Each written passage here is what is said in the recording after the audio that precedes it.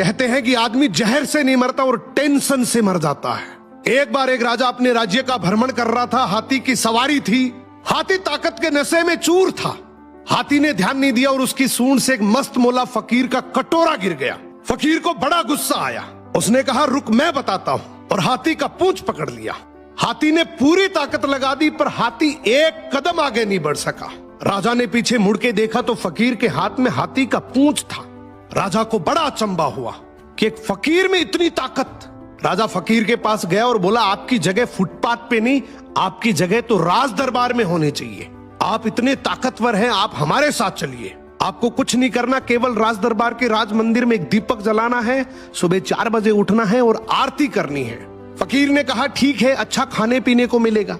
थोड़े दिन बीते कि एक दूसरे राज्य का राजा से मिलने आया।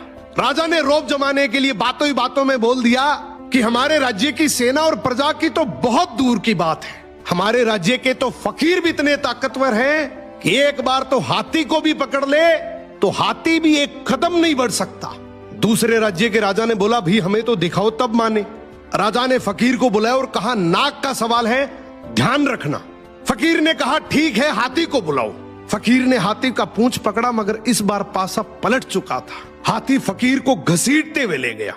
ये देखकर राजा को बड़ा अचंभा हुआ और फकीर से बोला कि जब तुम फुटपाथ पर रहते थे, रूखा सूखा खाते थे, तब भी तुम में इतनी ताकत थी। अब तो तुम राज दरबार में रहते हो, 56 प्रकार के भोजन करते हो, फिर ताकत कहां गई? फकीर जोर से हंसा और बोला, राजा जी, ताकत को टेंशन खा गई। पहले मेरे कोई टेंशन नहीं थी, कब उठना है, कब जागना है, कब सोना है। अब रात को सोता हूं तो टेंशन लेकर सोता हूं कि सुबह 4 बजे उठना है, दीपक जलाना है, आरती करनी है। टेंशन मेरी ताकत को खा गई। यही हालात आज के समय की है।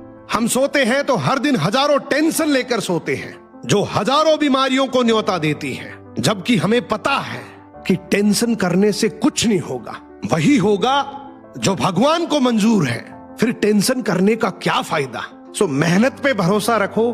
टेंशन करने से कोई फायदा नहीं है। टेंशन आदमी का शरीर